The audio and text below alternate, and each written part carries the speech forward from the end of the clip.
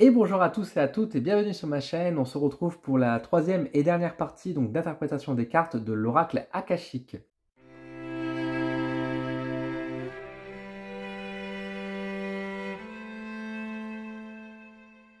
Je reprends directement du coup les interprétations des cartes. Alors qu'à d'habitude, si vous n'avez pas vu la première et la deuxième partie, je vous renvoie directement voir les premières parties effectivement de vidéos sur ce jeu d'oracle, ce magnifique jeu d'oracle.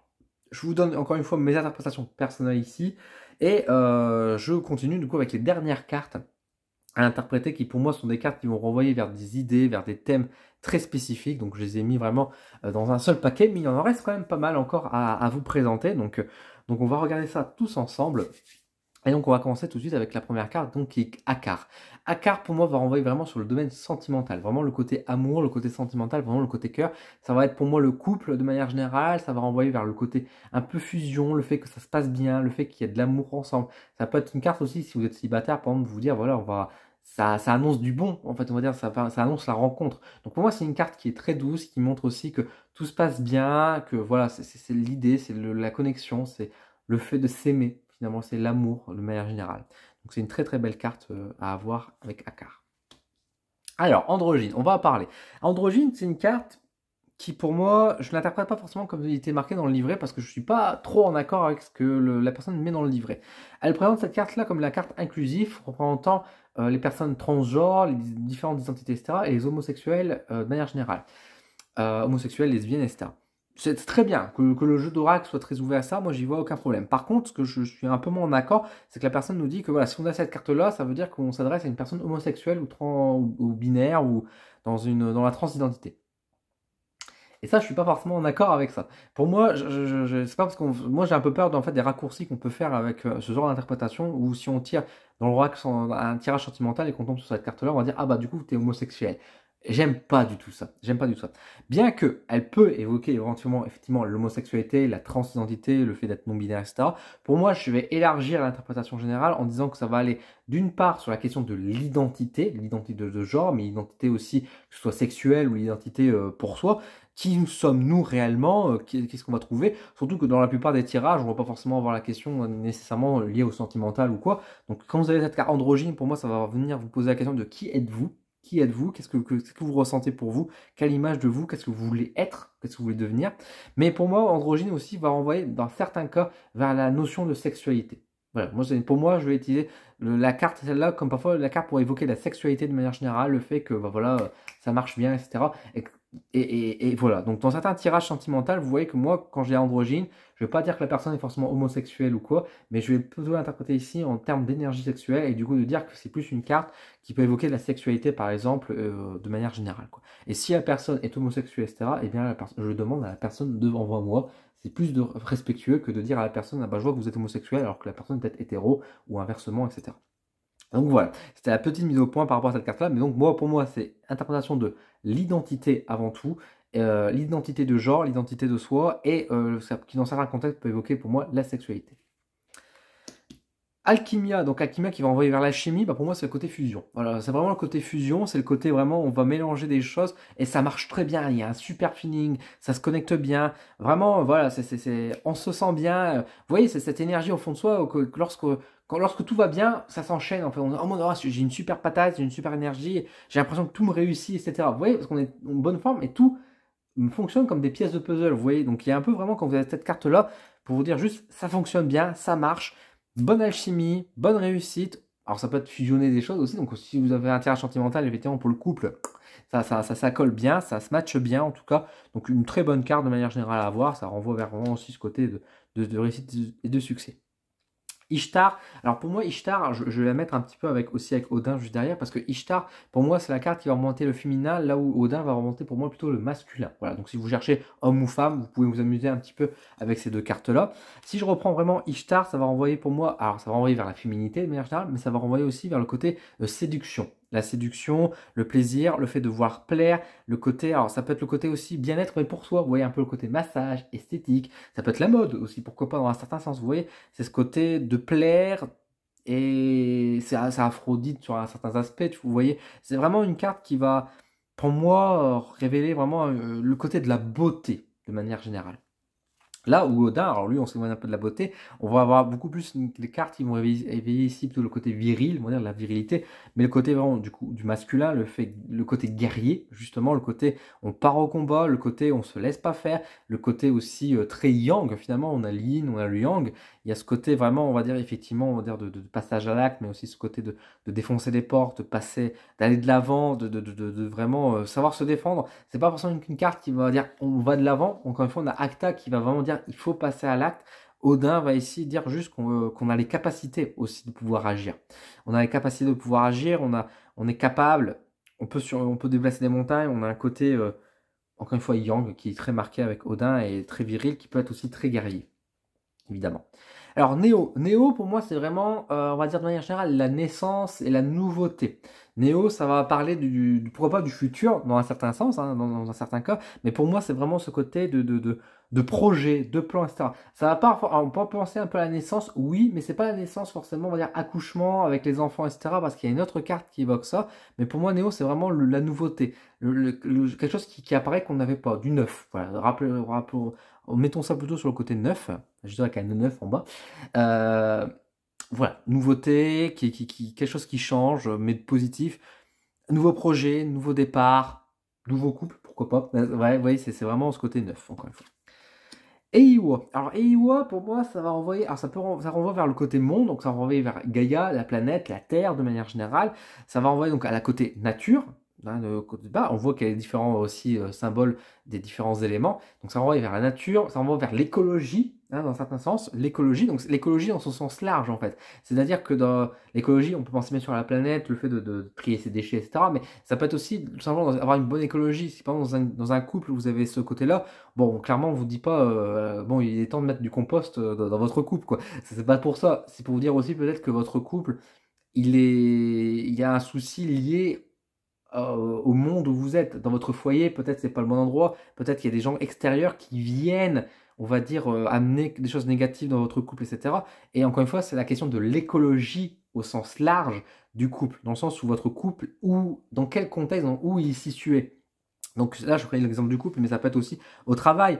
Ça veut dire que par exemple, si vous faites un travail qui vous plaît, mais qu'au final, vous n'aimez pas ce que vous faites dans votre travail et que vous avez cette carte-là, ça peut évoquer peut-être juste les collègues, ça peut évoquer les gens autour de vous, l'entreprise pour qui vous travaillez. Vous aimez bien ce que vous faites, mais vous n'aimez pas pour qui vous travaillez. Vous voyez, ça renvoie vers ce côté large, en fait, autour de soi. Ça peut renvoyer vers les gens de manière générale, le monde, les personnes, etc. autour de soi. Ça renvoie encore une fois vers la nature. Donc c'est une carte qui va évoquer pas mal de choses. C'est une carte que j'aime beaucoup parce qu'elle va évoquer justement ce côté précis de l'extérieur, de dire c'est pas forcément que chez soi qu'il faut travailler ça, mais ça peut venir aussi de l'extérieur. Throne. Alors Throne, c'est vraiment le trône, hein, donc c'est vraiment le côté royauté, c'est le côté enfin pas j'allais dire vérité, c'est pas virilité, pardon, c'est ce que en fait je dis vérité parce que je pensais à la carte de l'empereur dans le tarot, parce que pour moi c'est l'image de l'empereur de l'arcane majeur du tarot, de l'empereur. Electron, donc c'est le côté autorité, c'est le côté commandement, c'est le côté logistique dans un certain sens, mais logistique plus en donnant des ordres, vous voyez. C'est vraiment le côté autoritaire, je commande, je décide, je fais. C'est le côté patron, hein, c'est le côté directeur qui est là. Selon le contexte, encore une fois, vous interpréterez comme vous le sentez, bien sûr, mais quand vous voyez cette carte-là, ça veut dire que voilà, il y a des ordres, soit que vous subissez des ordres, soit que vous allez en donner. Tout dépendra encore une fois du contexte, mais on sent vraiment ce côté très affirmé aussi, l'affirmation. Alexandre, pour moi, c'est une carte qui va évoquer les conquêtes. Alors, bien sûr, les conquêtes amoureuses, on va dire, voilà, vous êtes face à un Don Juan, à Casanova, mais ça peut être juste aussi de dire de partir à la conquête, en fait, de partir à l'attaque, de partir à l'exploration, d'oser montrer un peu les dents sur certains aspects. Ça peut être le côté aussi d'obtenir, d'aller chercher hein, certaines choses, de dire, par exemple, est-ce que vous voulez une promotion, etc., et que vous avez cette carte-là, ça peut vous dire, allez, il faudra peut-être un peu se battre, mais vous devez y aller, vous devez vous combattre un peu, il faut le mériter dans un certain sens. Il y a un peu le côté bataille à venir aussi, bien sûr, mais plus que de parler de la bataille, il y a ce côté de dire il faut avoir les ambitions. C'est le côté ambition, Alexandre. C'est des ambitions, c'est voir grand, voilà, c'est oser finalement. C'est oser rêver grand et agir grand aussi derrière. Donc vous voyez, il y a vraiment ce côté l'ambition. Si vous retenez un mot, c'est ambition avec la carte de Alexandre. Byzance, alors Byzance, ça va renvoyer vers l'argent, l'or, hein, bien sûr, l'or de Byzance, ça va renvoyer vers le côté financier. de manière générale. Le côté fortune, alors ça peut être le côté récompense, ça peut être le côté vraiment de dire vous avez recevé de l'argent, ça peut être une carte qui va évoquer la fortune, le côté financier, peut-être les dépenses aussi à l'inverse, hein, tout dépendra encore une fois du contexte et de quoi on est entouré, mais en tout cas ça va évoquer de manière générale l'argent, le financier à ce niveau-là. Iram. Alors Iram, pour moi, c'est une carte qui va évoquer donc, tout ce qui est un peu géométrique, mathématique, donc on voit un peu le côté calcul, etc. Moi, j'aime bien voir Iram aussi comme une carte qui va évoquer le professionnel. Voilà, le côté justement un peu, le côté architecte, je sais pas. Moi, ça m'a toujours fait envoyer les symboles d'architecte, ça m'a renvoyé toujours un peu sur le côté professionnel. Ça m'a toujours été un peu comme ça. Donc le fait de penser, d'être dans la réflexion, mais vraiment le côté travail pour moi, de construire, hein, c'est construire des choses, de développer. Pour moi, ça peut renvoyer aussi sur le cadre professionnel dans un certain sens. C'est mon avis en tout cas. Mais voilà, c'est construire, c'est développer, c'est fabriquer quelque chose. Voilà, développer aussi une activité, etc., etc. Et 4, pour moi, ça va vraiment renvoyer sur le côté magique, le côté spirituel, justement. La spiritualité au sens large, j'allais dire, nos méthodes, notre quotidien, la manière dont on prie, la manière dont on vit notre spiritualité, ça peut être du yoga hein, aussi dans un certain sens, ça peut être aussi, et 4 c'est un peu le côté un peu double tour aussi, dans le sens où ça peut être une carte qui peut évoquer, j'ai envie de dire, j'ai un chat qui est en train de regarder dans mon nid, ça m'intéresse pas trop, c'est le côté magique. Voilà, c'est le côté magique. C'est le côté, encore une fois, je vous invite à vous intéresser à l'image des cartes, comment elle est, qu'est-ce qu'elle est réellement. Ça peut être tout et rien. Ça peut être pour moi, il y a un côté chaotique en fait avec cette carte-là aussi, parce que c'est la magie, mais ça veut dire que tout est possible. Et dans tout est possible, bah, tout est possible justement. C'est-à-dire que ça peut être aussi bien qu'en mal. Donc c'est le côté magique, c'est le côté spirituel. Donc c'est très large. Tout dépendra encore une fois de comment elle est entourée, mais ça peut annoncer quand même des bonnes ou des mauvaises surprises aussi. Psyché ou psyché, c'est vraiment une carte qui va, là par contre, aller plutôt sur le côté mental, sur le côté réflexion, sur le côté vraiment de santé mentale aussi, de la psychologie, le fait de comprendre, le mentalisme aussi dans un certain sens, de réflexion, de prise de conscience aussi dans un certain sens. Vous voyez, donc voilà, ça renvoie vraiment sur ces idées-là. Le côté, alors on pourrait dire connaissance, etc. Pour moi, c'est d'autres cartes qui vont voir vers la connaissance. Pour moi, c'est plutôt le côté, encore une fois, le mental, la raison, la psychologie, la pensée de manière générale, être obsédé aussi, hein, dans la façon quand on est obsédé, on va dire, de quelqu'un ou de quelque chose, et qu'on a la carte psyché, ça veut dire qu'on l'a en tête, hein, qu'il est gravé dans notre tête, dans notre mémoire. Millennium, pour moi, ça va envoyer vers le côté moderne. C'est la modernité, le contemporain, c'est vraiment les nouvelles technologies. Par exemple, c'est l'ordinateur, c'est le téléphone, c'est les mails, etc. C'est l'Internet, c'est le monde moderne, encore une fois. Ça renvoie vers ce côté-là. Le nouveau siècle, l'informatique, la connexion dans un certain sens. Alors c'est vrai que dans certains cas, on va dire bah, comment on peut le faire, mais même par exemple, dans un tirage, je reprends mon exemple de couple, dans un couple, etc., ça peut juste dire que bah, c'est un couple moderne, donc c'est un couple qui peut-être a des idées modernes, donc couple libre, des choses comme ça. Ça peut être l'innovation, peut-être dans une entreprise innovante, de nouvelles technologies, enfin bref, vous voyez, c'est ce côté, je ne vais pas dire nouveau, mais ce côté moderne, encore une fois, je n'ai pas d'autres mots, je me répète beaucoup. Optio, alors pour moi, Optio, c'est les clés, hein, c'est vraiment le côté clé, mais c'est le côté clé, mais c'est les clés, c'est l'ouverture pour moi. Dans le sens où c'est vraiment vous avez les clés de votre destin qui est en main et on vous les donne. C'est pas pour moi la porte fermée, parce que pour moi la porte fermée c'était lock. Et les clés qu'on cherche pour déverrouiller lock, elles sont ici. Elles sont ici avec Optio. Optio pour moi c'est vraiment dire, c'est les options, ça renvoie à ça, c'est-à-dire qu'on a plusieurs choix, on a plusieurs possibilités, on a deux clés. Hein. Mais pour moi ça veut dire juste la liberté, mais c'est une liberté aussi de dire on peut agir, et on peut ouvrir toutes les portes qu'on veut aussi. Donc ça peut venir déverrouiller, c'est pour prendre des chemins qu'on veut. C'est dans ce sens-là, dans le sens large des portes. Hein. Ensuite, nous avons Cassanos. Alors, Cassanos, pour moi, va représenter le foyer au sens large. Donc, ça peut être la maison, hein, les maisons. Donc, quand on cherche les ménagements, etc., quand on a Cassanos, ça peut renvoyer vers effectivement le bien immobilier, le patrimoine, etc., le bien matériel. Mais ça peut renvoyer aussi sur le côté famille. Mais la famille, on va dire le sens foyer, etc., dans le sens où nos proches, on a l'image des racines, etc. Donc, c'est vrai que ça peut toucher la famille, le foyer, la maison, là où, le lieu où on vit. Le lieu où on travaille aussi, pourquoi pas, hein, c'est dans le sens où ça peut renvoyer vers la structure de l'entreprise. Par exemple, si on travaille à l'hôpital, bah, c'est un peu notre seconde maison, l'hôpital, par exemple, vous voyez. Enfin, ça peut renvoyer vers ces images-là, ces idées-là. Nous avons Exodus. Alors, Exodus, pour moi, c'est la carte de l'étranger, de l'exotique, du voyage, dans un certain sens aussi. Même si ça ne veut pas forcément plus le déplacement que ça, mais c'est pour vous dire juste, c'est un endroit méconnu, c'est un endroit à explorer, à découvrir. Imaginez un peu ce compas-là qui vous envoie vers une direction, qui ne vous envoie pas vers le sud, mais qui ne vous envoie que vers le nord. Donc, c'est-à-dire qu'on va toujours de l'avant vers la conquête, mais plus qu'une conquête, c'est vraiment le côté d'explorer explorer le monde, de connaître des gens, de rencontrer des gens, de connaître de nouvelles personnes. C'est des personnes qu'on n'a pas l'habitude de rencontrer ou qui font partie de notre cercle. Vous voyez, c'est différent. C'est la différence aussi qui est marquée avec l'Exodus, mais c'est quelque chose de positif, encore une fois, parce que c'est vraiment le côté exploration, découverte, etc.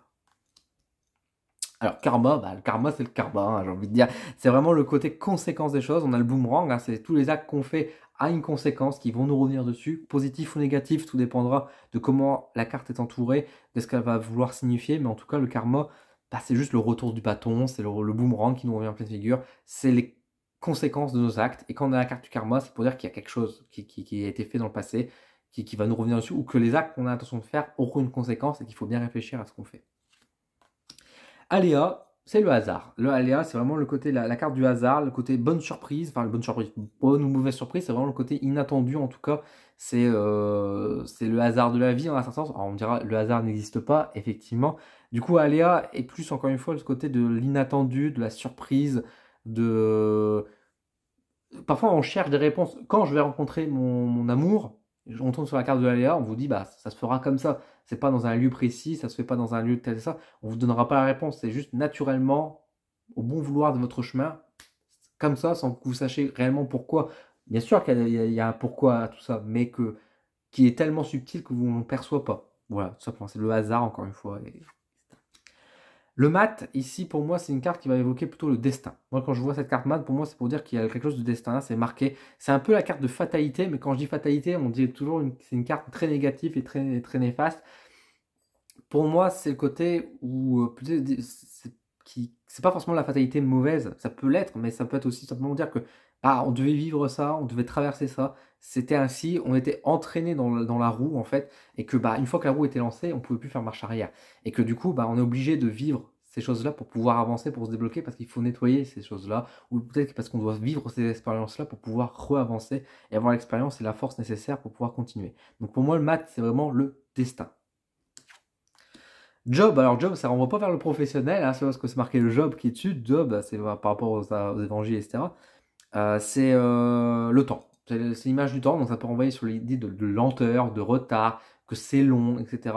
Que voilà, ça prend du temps, de la patience de manière générale, etc. Bref, encore une fois, ça dépendra de votre tirage, où elle sera associée exactement, mais ça va renvoyer vraiment cette notion de patience à avoir de manière générale, de prendre le temps, d'aller doucement.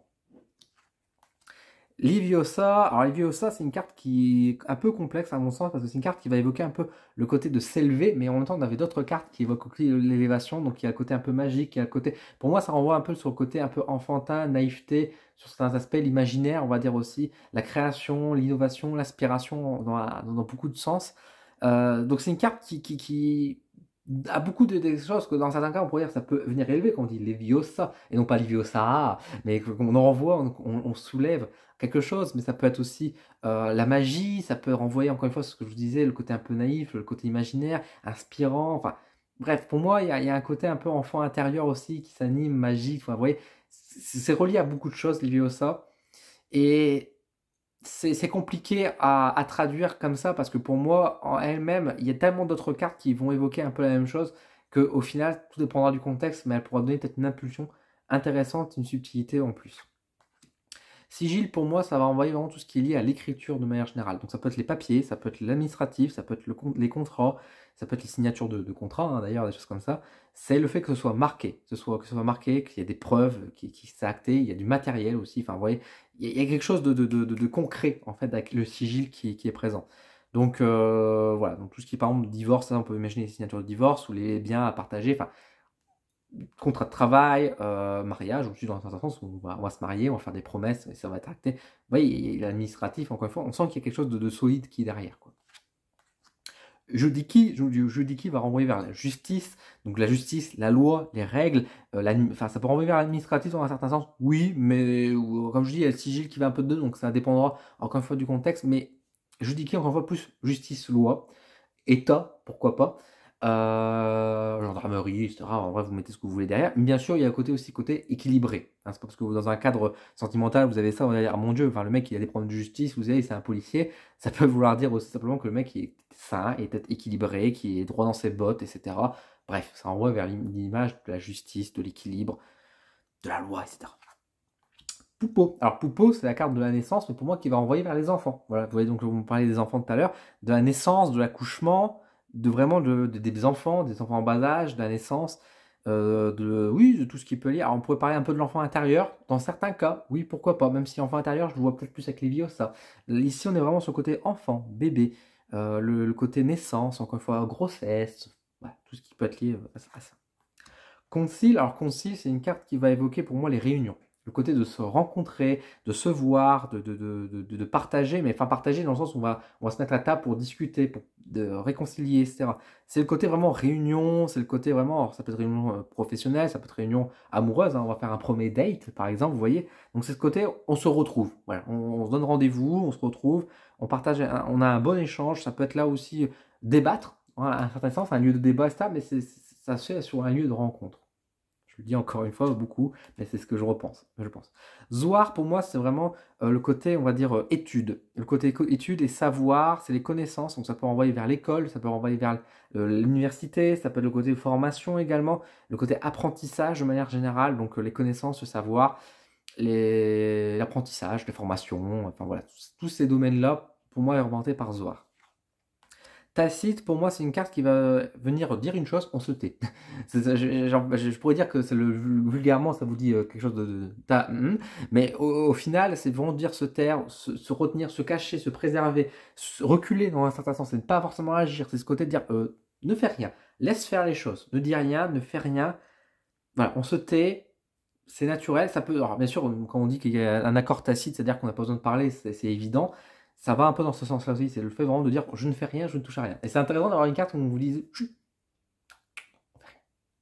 tacite, c'est ça. Donc si vous êtes dans un tirage sentimental, qu'est-ce que je dois faire? Vous avez tacite, bah vous faites rien.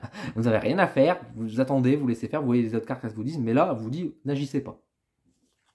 Et enfin, donc on termine avec Oupous. Donc pourquoi terminer avec cette carte-là? Bah, j'en sais rien. C'est le hasard qui a voulu. Oupous, c'est une carte qui va envoyer vers le côté logique, réflexion. C'est le côté un peu récolte aussi. C'est-à-dire qu'on a les petites pierres qu'on a imbriquées, vous voyez. Donc c'est un peu. Alors ça peut être un peu le côté karma évidemment, mais ça va un peu entre la construction. C'est pas le projet, hein, c'est le dire qu'on construit quelque chose, on récolte un peu ce qu'on a construit on partage, c'est logique. Si je fais ça, moi je reçois ça. Vous voyez, il y a un côté d'accord d'échange. Enfin, voilà, c'est vraiment un truc qui est vraiment